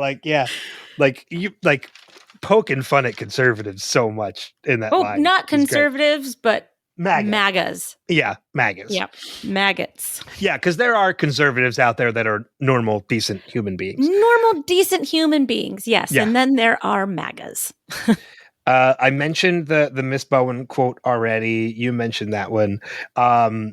So there's a little bit of a nod in this episode through a line, and I wonder how many people pick up on it because of the nod is. There's when Ted first walks into Rebecca's office the first time, and Higgins and Keeley, they're all in there having drinks, and he comes in and says, howdy, y'all, and everybody's like, Ted! That is absolutely a nod to Cheers. Yep. And Norm, because George Wendt is Jason Sudeikis' uncle. Seriously? Yes. George Wendt, who plays Norm in Cheers, is Sudeikis' uncle in real life. You seem shocked by this. I never knew that. Yeah. That George Wendt and Jason Sudeikis are related. Trying to put those two together, I can't. What recessive gene went wrong? I cannot put those two together. But that is a total nod to Cheers and Norm. Okay. Oh, I love that. Because of their relation. I love that. That's awesome. I also like in that scene, Danny's a lot like an expensive tape measure. He snaps right back quick. Yeah. Yeah. He snaps right back quick. I do like that. Yeah, I've said a lot of my quotes already. Let's see. What are some of the other ones? You mentioned that one. We mentioned the pricks. I know I have more. Ted says when Ted walks into Rebecca's office during the conversation of girl talk, and he's like, "Oh, I wish you were Keeley," and Ted's like, "I wish I was Keeley 3 or 4 times a day." 3 or 4 times a day. I love when they're talking, when Ted and Roy, or Ted and Coach are talking, Ted and Beard are talking about something, and nobody understands him, and Ted turns to Coach. He's like, sometimes living here is like living in a foreign country. Yeah. Which is so funny because they are in a foreign country. I know. But which is the joke. I realize that, but it's funny that, we're like, oh, you speak English there? Then you're just like us. No. It's very not true. I do like the one where he said, hold on a second, his name's John Wings Night, like at a sports bar, like Monday night's Wings Night down at PJ Flats, like that. Ted, would you please stop? Rule number 1, even though it's called Girl Talk, sometimes it needs to be more like, girl, listen. Yeah. The other, I have 2 more. They both happen in the same scene, actually. They're pretty back to back. There's a couple from this scene because I have another one too. Shame what happened to Earl. Him and his owner Nigel used to come in here all the time. Then he started shitting and pissing all over the place. Yeah, that's pretty common with older dogs. No, I'm talking about Nigel. Love May. And then immediately following was, hey, Coach, can I get real a second? Forget my meal a second? Put down your beer and tell your buddy how you feel a second? Yeah. But my other favorite line from that scene, too, is Beard talking to Ted. He says, "Do you remember what you said when I got dumped by that cruise ship dancer? And I said I would never date another dancer again. Can I have your tap shoes?" Oh, I'm going to sneeze again. Oh, well, fair enough. Get it out. Oh, Bless you. excuse me. Sorry. There you go. I do like, we've got a situation coach. He's underselling. We have a Shakespearean fucking tragedy. That's a good one, too. Well, I'm more stumped than Paul Bunyan's local forest. Let's see. Wow, we're watching the end of someone's career. Not now, Jan. Not now, Jan. Is Tom Cruise with a little ponytail? No, I think you're thinking about The Last Samurai. He's got a little tiny ponytail in Magnolia too, Coach. Thank you, Coach. My apologies, Danny. Tom Cruise was rocking a little tiny ponytail in both those films. This isn't really a quote, but there is another nod to another movie in this episode. And it's a movie that is not a great movie, but I love the nod to it. It's the scene where they're trying to, before they bring in Dr. Sharon, Ted pulls Danny aside, and it's when they're walking over to the corner. That's right when you said that line. And he tells Danny, like, kick this corner kick, it'll help you get comfortable. And he kind of steps forward a little bit and kind of off the side. And it's the scene where Danny kicks the ball and it hits Ted in the ass. Hilarious. But he says to Danny, like, be the ball, Danny, be the ball. That is a total nod to Caddyshack 2. Which, again, is not a great movie at all. Is it not a great movie like The Last Supper's not a great movie? Oh, God. No, because I will watch Caddyshack 2 again. Hey, you watched Last Supper twice, all right? I know. Oh, man. We'll talk about that in recommendations. Any more quotes? Or anything on that? We've said most of them. All right, let's dive into some feedback then for the episode, in which we got a couple. We got some stuff from Facebook. We got an email and a couple voicemails as well. So let's start with some of the Facebook feedback. I'll kick it off with the first one, and then you can go into the second one. That works? Sure. Yeah. So the first one comes from Kirk Manley, which I'm very excited to see Kirk leave feedback for the podcast, which is great. Thank you, Kirk. Kirk is an amazing artist who I recommend you check out if you have an opportunity. But Kirk says, Ted Lasso might just be the best TV ever produced, in my opinion. Season 1 was better, I think, than season 2, but I enjoyed them both more than any other TV I can remember. Watching this show always made me want to work harder at being a good person, a positive person, and someone who supports others. I'm sure I'm failing epically, but it was nice to be motivated that way by a piece of art. Hope you guys have a blast casting about season 2. I will try to check out some episodes. Signed KM, aka Kirk Manley. Thank you, Kirk. I very much, and I have a piece of his artwork actually. I do too. In my house. So yeah, I do as well. I know a number of our friends have some Kirk Manley artwork, which is great. Yes, I only have one, but I love it, and I'm still trying to figure out how to get it framed because it's the Walker Stalker from when we were all there, the last time we were all there, like 2018, 2019, something like that. But it's 2 pieces that go together into one, and it's really, really nice. So I want to get a nice double frame for it where it's like kind of close together, but still separated and matted. I think it'll be really nice, but I'm going to have to go to Michael's and have it custom made. And probably. Yeah. And that just gets pricey. Yes, it does. I mean, trust me, I have a whole wall of artwork. So I've spent my share of Michael's frames, but most of the stuff is already like custom. It's already like pre-sized. So I haven't had to do the custom thing yet. Yeah, mine will be that particular one. The way that I want it framed will have to be custom. So, but I have so much artwork I haven't even framed yet. That is pretty much sitting here waiting for my studio to be like a permanent fixture in my apartment. Yeah. So when that happens, there will be so much more artwork going up. But anyway, we're getting off the top. You digress. Yeah, I digress. All right, Lindsay Schlicht. Hi, Lindsay. It speaks to how much I love this show when an episode can include dog death and I don't immediately turn it off and say never again. Girl, I am with you. I almost turned off John Wick. But I didn't, and I'm you did glad well I in didn't. not. Yes. Yeah. Because that is, if you are an animal person, you need to watch John Wick. Cool.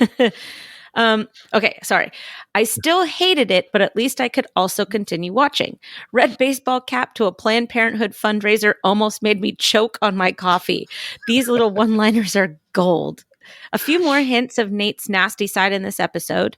Besides Rupert, he's the one character on the show I really just don't care for. Roy's "Don't you dare settle for fine" is one of the best speeches of the series. I love Rebecca's shocked look. Keely was definitely impressed too. Roy is absolutely my favorite character. You know, I agree, Lindsay. I think that that speech is one of the best, if not the best, speech of the series. Because I think it's really a call to action for a lot of women. Is that so many women settle because we have been conditioned to think that we're not going to be any good without, you know, a man or a partner. And I love it that in recent years, women are breaking out of that mold. And I think that that's really great to see. However, there's still a lot of that stigma that's left.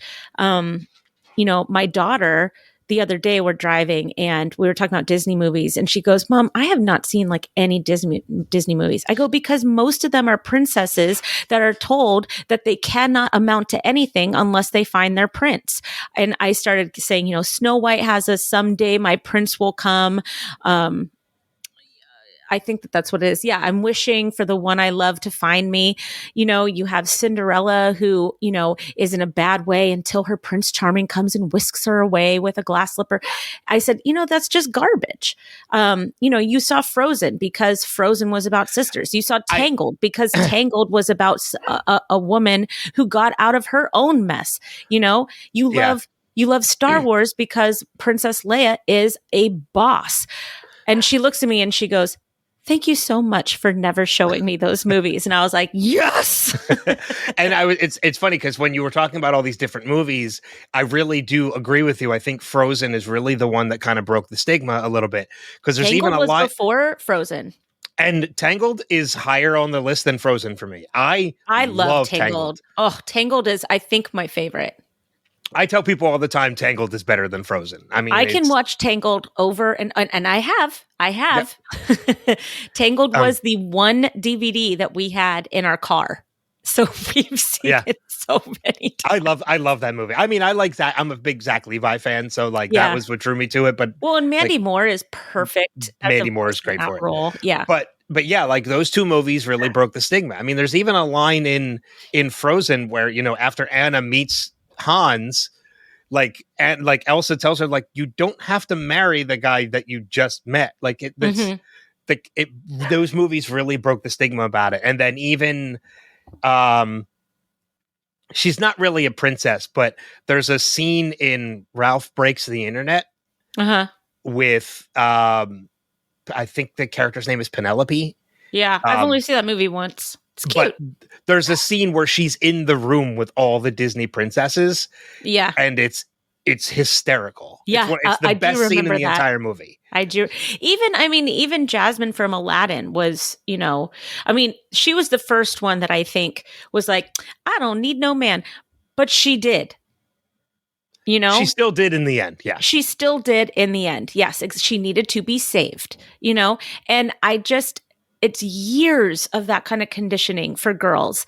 And so it's nice to see that everywhere you look, women and girls are being empowered to be their own people and to take charge of their own identities. And I think that this speech really resonates with that. And he's saying this to two very strong women, and these women feel empowered, and they also see that they have people around them that take up for their cause. And it's not a very in-your-face kind of speech about that per se, but it is at the same time. Mm-hmm. And Bernstein, Stan? No. Carl? No. Ron? Wait, What are you trying to- What is Roy Kent's name? Oh, Brett Goldstein. Oh, thank you, Brett Goldstein. Oh my gosh. I was like, what are you getting at? A brain fart on that one. But Brett Goldstein just delivers that speech with such perfection. So I agree, Lindsay. Basically, that was my really, really long version of saying, yes. Girl. Which, speaking of Brett Goldstein, I am incredibly excited because Did you get tickets? He has been touring for a while, and I audibly yelled when I found out he was coming to my area. Oh, I got a ticket. Jill got tickets. I know she did. Because she asked, she's like, when's your show? And she's like, my show's in March. I'm like, well, mine's in January. So, and it sold out within, I think, like 2 or 3 hours. Yeah. It sold out. Yeah. And so much so that they added a second show. Good. Which, look, I'm going to give you a little insight to stuff like that. When they say like, oh, sold out so fast, so much popular demand. It was already a second show. That second show was already on the schedule. They just didn't announce it because they want to make sure that first show sells out. Yeah. It's very smart. They weren't just going to be like, hey, it's so popular, Brett, can you do another show? No, it was already there. So it, yeah.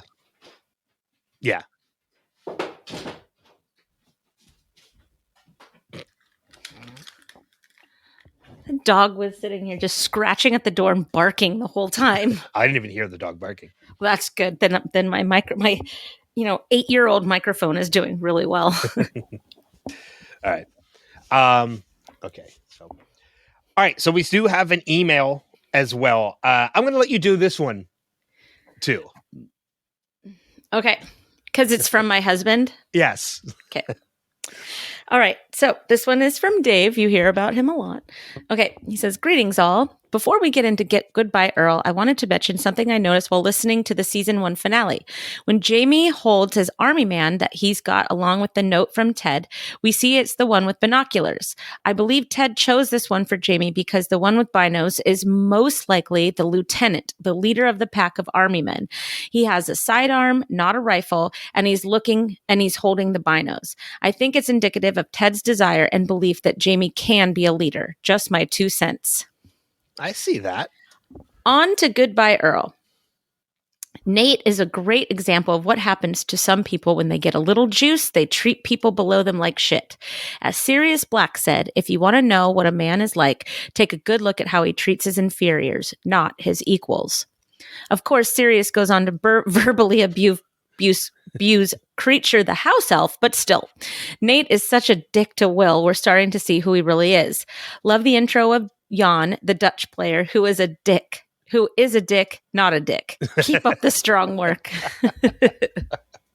I love that we're finally like, I know Dave's a huge fan of Ted Lasso. Huge fan, yeah. And I love that he's like actually listening to us now and he's starting to leave feedback. It's, it's fun. He's totally into it. Like, as much as he didn't like Lost, he loves Lasso. Like, loves Lasso. Yeah. So last night, I was, just as an aside, I was talking to another teacher at my old school that I just stopped working, where I just stopped working. We were at a basketball game, and we were talking about cruise lines. I said, yeah, my mom is on a cruise, and she went on the Oceania cruise, right? Oceania. And she goes, oh, I don't go on anything that's named anything close to Oceanic. I go, oh, yeah, Oceanic 815. I go, if it was Oceanic Cruise Line, I'd go on going 4, 8, 15, 16, 23, 42, like over and over while like blasting it all with holy water. She goes, okay, just the fact that you just said all those things, you're my new favorite person. And so Danny's sitting next to me. She goes, you should listen to her Lost podcast. And she looks at me, she goes, you have a what? And I was like, oh yeah, I have a podcast. Danny has turned into my hype man. That's awesome. If there was an Oceanic Cruise Line, I would go on it too, but I would purposely make sure my cabin number was one of the numbers. Oh, well, I think that a lot of people would feel that way. Like, a Lost themed cruise ship would be phenomenal. Yeah.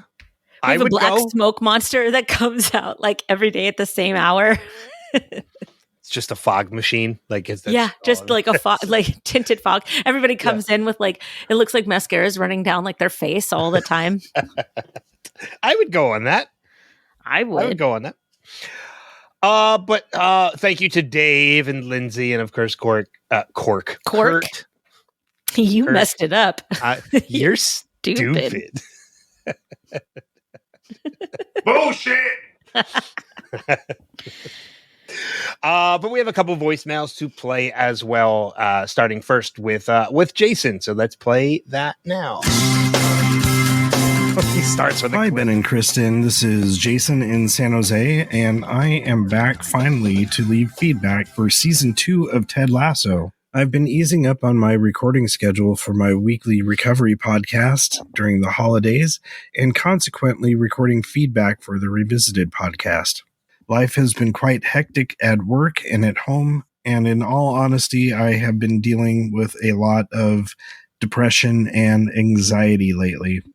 Thankfully, none of which is tied to the holidays. And by the way, I did watch Hannah Waddingham's Home for Christmas and hope to hear your thoughts on the show. So before getting to this week's episode, I did want to comment on the last few from Season 1. Ted Lasso has been one of those go-to shows for me when I'm feeling the anxiety creep back in. So I am so grateful to be rewatching this now. I did also want to talk about Rebecca's arc in Season 1. I love the episode All Apologies, and this really ties into 12-step recovery in making amends for our harms caused, and that is steps 8 and 9. It was so incredibly touching to hear Ted say, "I forgive you." That was so beautiful, and yeah, that moment brought some tears to my eyes.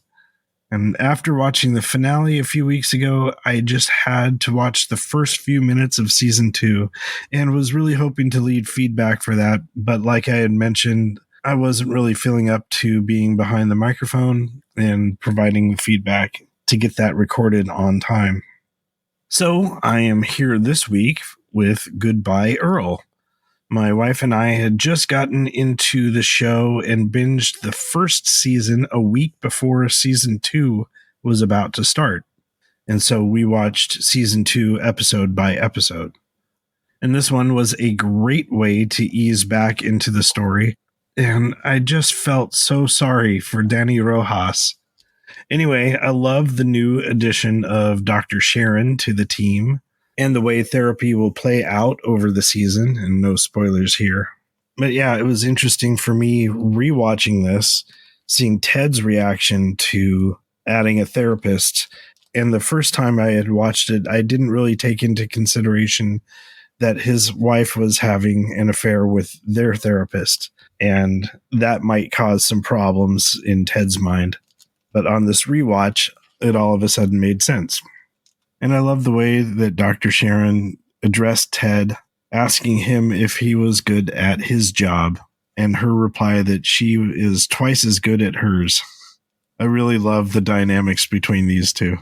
I cannot wait to move on to the rest of Season 2. I'm really looking forward to it. I've rewatched this season once before, and it has been a while, so I'm excited to see what's coming up. So until then, this has been Jason in San Jose. Namaste, baby!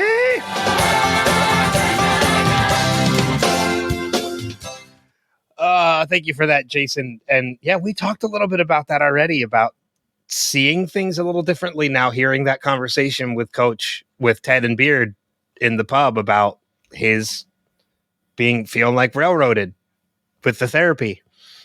So it's nice to see other people are seeing that now too. He was being set up.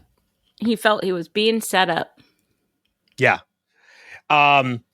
Jason, I love that Jason's feedbacks are always like mini podcasts. I will say, and I'll send this to Jason separately as well, but I'm sure Jason will hear it this way. That feedback was a little longer. It was almost like twice the length, but he did give us permission to kind of edit some stuff out. And I want to say to Jason, I did listen to the section that we cut out. He talked a little bit about, I mentioned last week, the speech that David Draymond from Disturbed gives during his concert about being alone and depression and such. So That didn't make it into the episode. I apologize for that, Jason, but I did listen to it, and I appreciate the fact that you sent that over. We just try and keep the feedbacks to usually 2 to 3 minutes max, just to kind of get through them a little bit quicker. Yes. But that does leave us with one more voicemail, and of course that comes from our friend Steve Brown and his live Stevings that he often leaves. So let's go ahead and play that now. Hello, Ben and Kristin. This is Steve, and this is going to be for Ted Lasso, Season 2, Episode 1. Ooh, that opening on Nate's face. Wow. Interesting. Which would be more important to the team, to get that first win or to tie the record for the draws? I don't know. I think a win. They made Michael Jordan cry. Is he saying the Hail Mary in Spanish? Is that what Danny Rojas is praying here in the shower? He's just being Dutch. Oh, easy, Nate. You don't have to be so hard on, what's the new kid's name? Colin? Oh, that's his name. Ted just said it. Hey, I don't mean to make light of the dog's passing because it's bad, but did we ever see this dog in the first season? Roy's coaching the girls' football team. I forgot about that.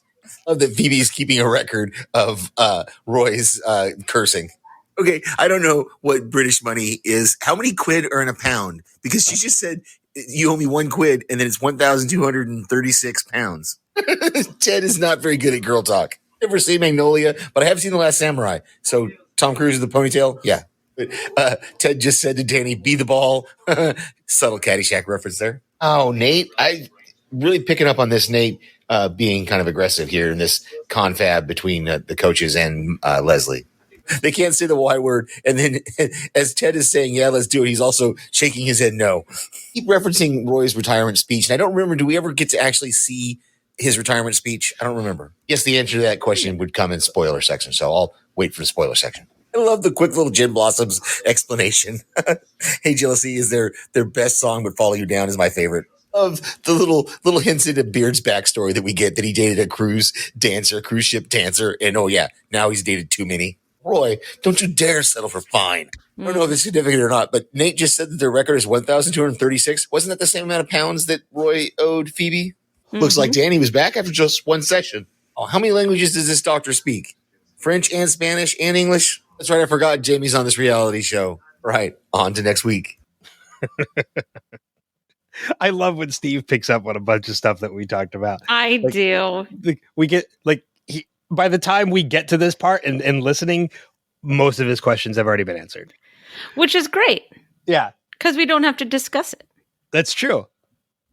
He did mention, I don't think we talked about it, but he did mention the Gin Blossoms thing with Follow You Down or Hey Jealousy, which are 2 great songs by the Gin Blossoms. The Gin Blossoms. Gin Blossoms and Collective Soul. Collective Soul was great. Collective Soul is still great. So great. I almost knocked my water over. Yeah. I miss really good 90s alternative music. Lithium. Sirius XM Lithium. The best. Worth every penny. I have Sirius and I don't listen to it nearly as much as I should. Channel 37's Lithium. There we go. They do go through these phases where they seem to only play like a lot of REM. And we're just like, guys, come on. Enough with the REM. I enjoy REM, but yeah, every once in a while. For all of you at home, Kristin just shot me a look. I'm very good at my looks. Which apparently it was the kind of look that speaks, why? Did you know that Friends was supposed to have their original theme song was to be REM's Shiny Happy People?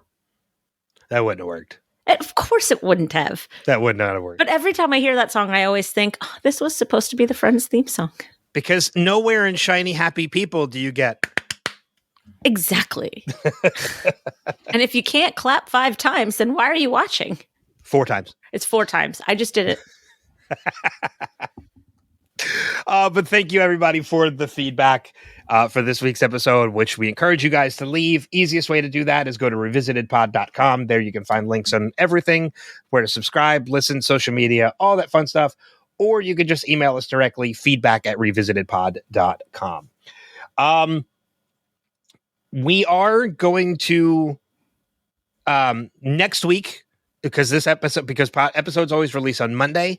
Next Monday is Christmas Day, so we will not be doing another episode of Ted Lasso, but we are bringing you an episode of the podcast in that, as Jason had mentioned during his feedback, it is going to be like a little revisited podcast Christmas special in which Kristin and I are going to give you our thoughts on Hannah Wannington's Christmas special.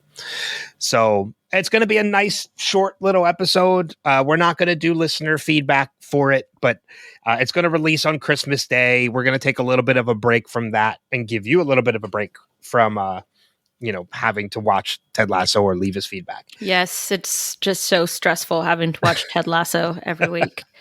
My heart just can't take all the joy. But the following Monday is New Year's Day, in which we will be bringing you another episode of Ted Lasso. We're going to be talking about season 2, episode 2, Lavender. So feel free to leave us feedback for that episode, which you have 2 weeks to get us feedback for it. So do it. So do it. No excuse. You get 2 weeks. Leave us your New Year's resolutions. Ooh, that's not a bad idea. Because it'll be New Year's Day. So I need inspiration. Okay, fair enough. Other than I need to lose some weight, which I do. But that's almost everybody's New Year's resolution. Constantly. I'm still carrying a lot of my COVID weight. You and me both. I've gotten to the point where I even posted this on social media. I think I'm to the point in my life where I might just accept it, grow out my beard, and become a Santa. Well, you already have like kind of a gray beard, so white beard. You're old, is what I'm saying.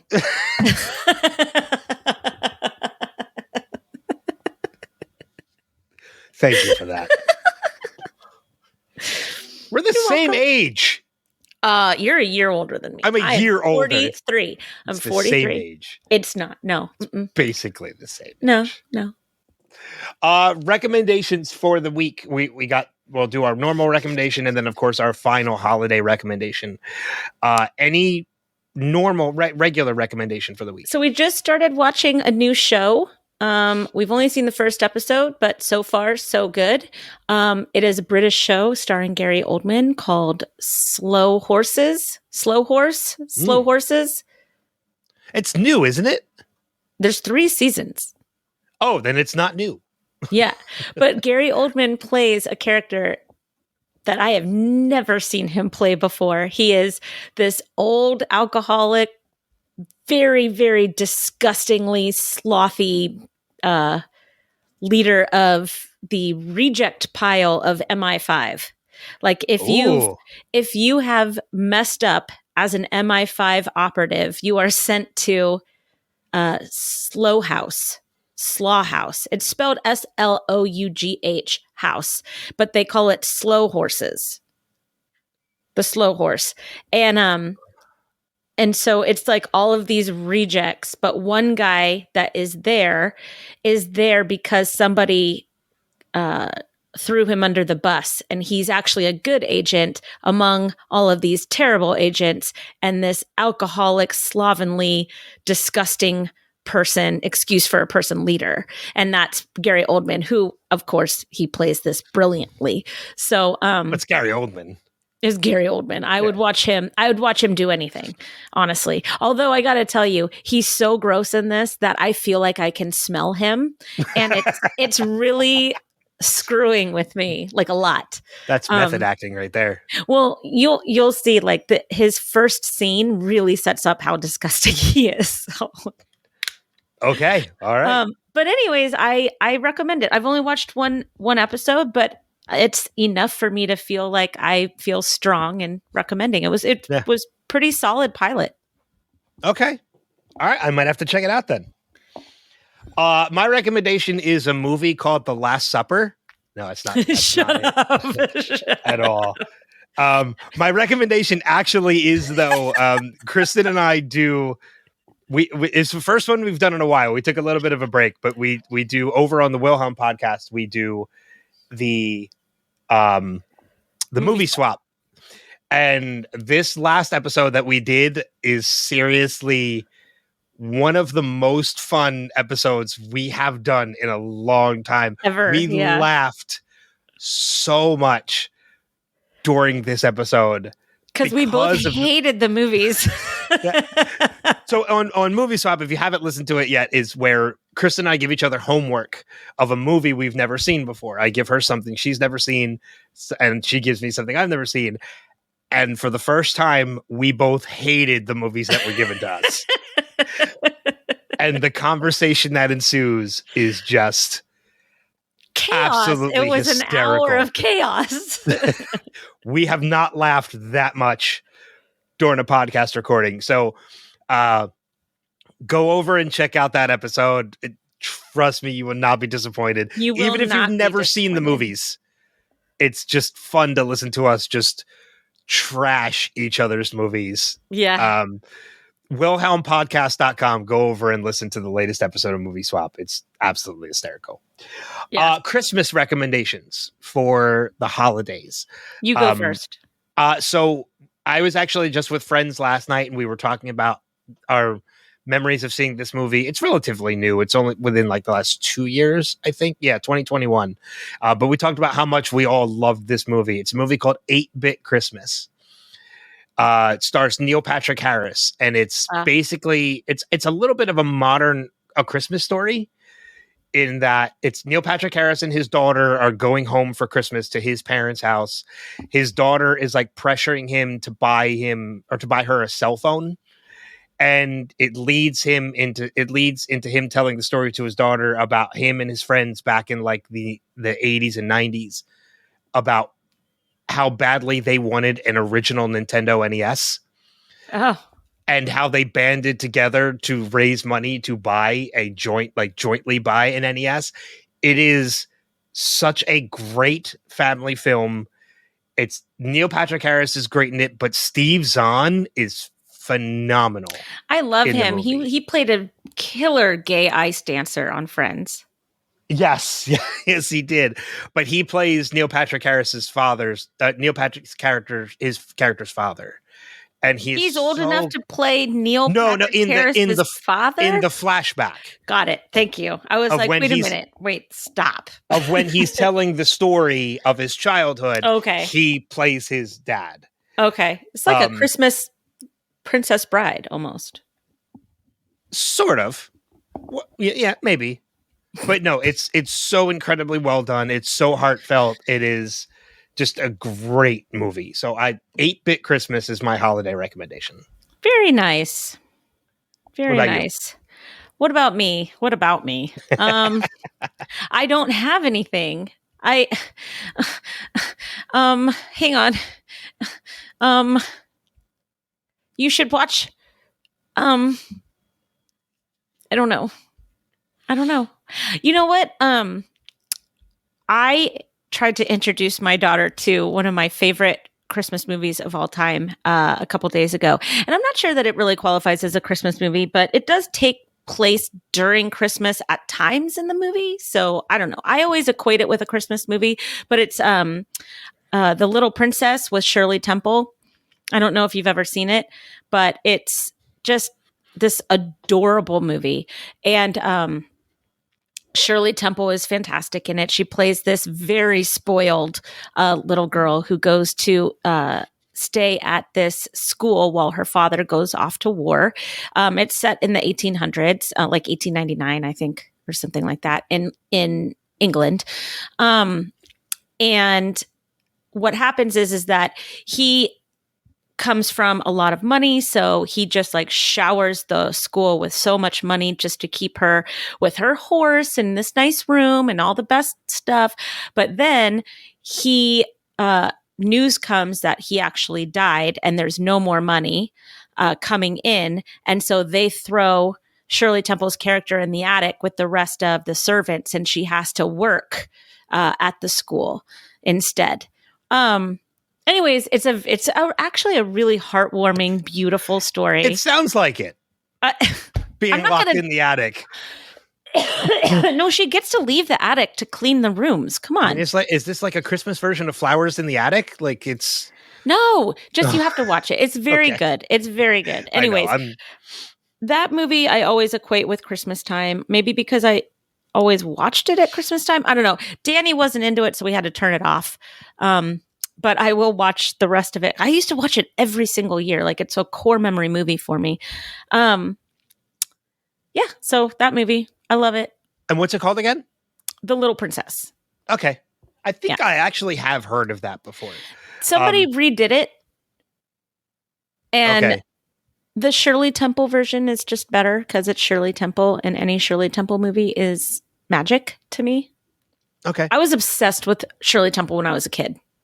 And you know, it's funny too how you say like you just equate it to Christmas, because like the other movie that I watch on a regular basis around the holidays, it's not even, to call it a Christmas movie is a stretch, because it's literally maybe like the last 5 minutes of the movie. And I think that's Little Princess.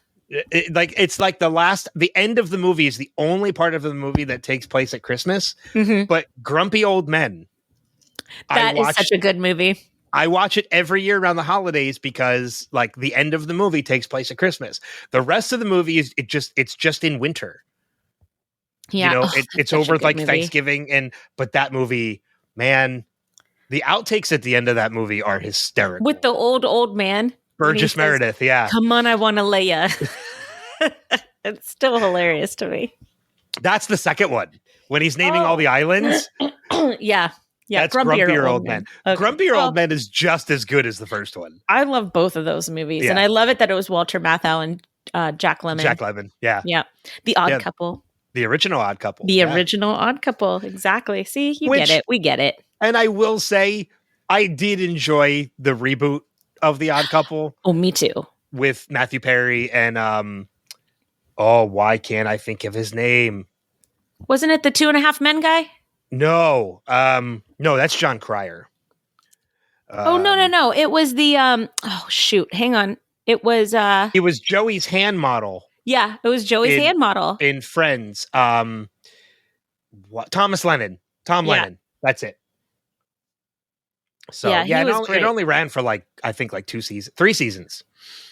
Oh. But I didn't realize it ran that long. I didn't either. Whoops. Sorry, Maddie.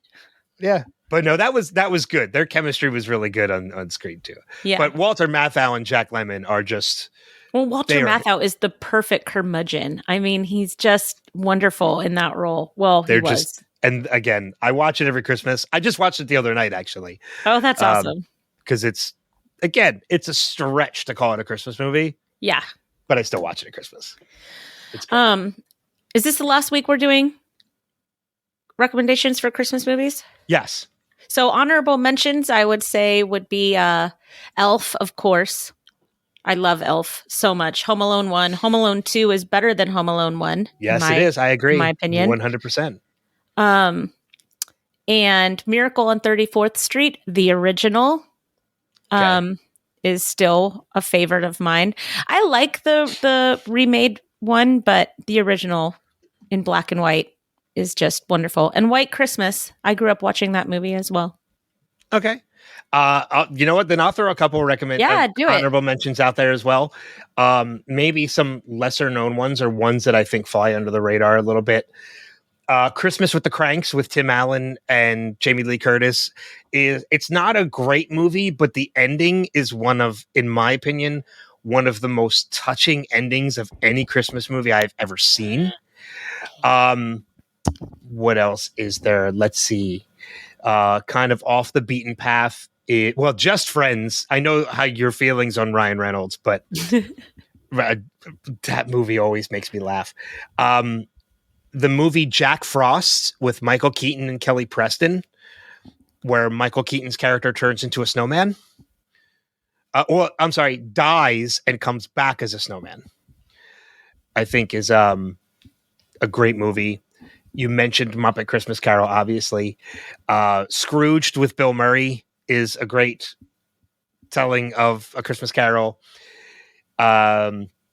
Let's see. The two kind of off the beaten path ones that I will mention, and I'll wrap up my honorable mentions, are one, Trapped in Paradise, which is Nick Cage, John Lovitz, and Dana Carvey. What a cast. It is. They are 3 brothers who rob a bank in a small Pennsylvania town, and because of the weather, end up getting trapped in the town. They can't get out. So they end up staying with a family, and the family they end up staying. The family that brings them in is the family that owns the bank. Oh my gosh. Who this family obviously has no idea that they're the people that robbed the bank.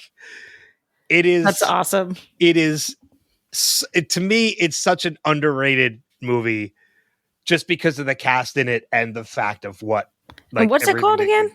It's called Trapped in Paradise. Yeah, I'm going to watch that too. Yeah, it's fun. And then the other off the beaten path one that I will mention just because it's freaking raunchy. It's not really raunchy, but it's bad. And when I tell you the cast, you will know why. It is Jason Bateman, Olivia Munn, TJ Miller. Office Party. Christmas Party. Yep. Yep. Courtney B. Vance, Rob Corddry, Kate Courtney McKinnon. B. Vance. Yeah. He was in The Last Supper. Yes, he was. I love Office Christmas Party. It is just such a... Bateman's another one of those guys that, like, I will give almost anything he does a shot. Especially if it comes with a Red Band trailer. That's like, okay, it's going to be good. So as I mentioned, next week will be the revisited Christmas episode, which we're going to talk about Hannah Waddington's Christmas special. No need to leave feedback for that, but we have 2 weeks to leave us feedback for episode 2, Lavender, of Ted Lasso. But Merry Christmas, Happy Holidays to everybody who celebrates. Yes. I believe Hanukkah is over. It is over. Oh, yeah. Yeah, we might be at the tail. I think it's over at this point. But I'm sure I can speak for Kristin when I say, have a great holiday, be safe, be well, and just enjoy the time with your loved ones that are around you. Yes. And I'm sure we will be doing the same thing. Maybe. Yeah.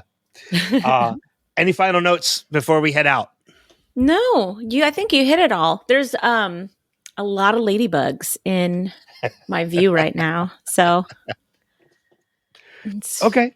Yeah. I can't think of a better way. That's my final note. Can't think of a better way to end it than ladybugs.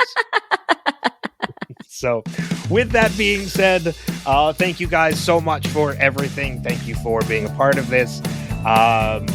Next episode is on New Year's. Next episode of the Ted Lasso portion is on New Year's Day. So if you don't listen to the Christmas episode, have a safe New Year as well. But until then, we will see you guys out on the pitch. Take care. Namaste, baby.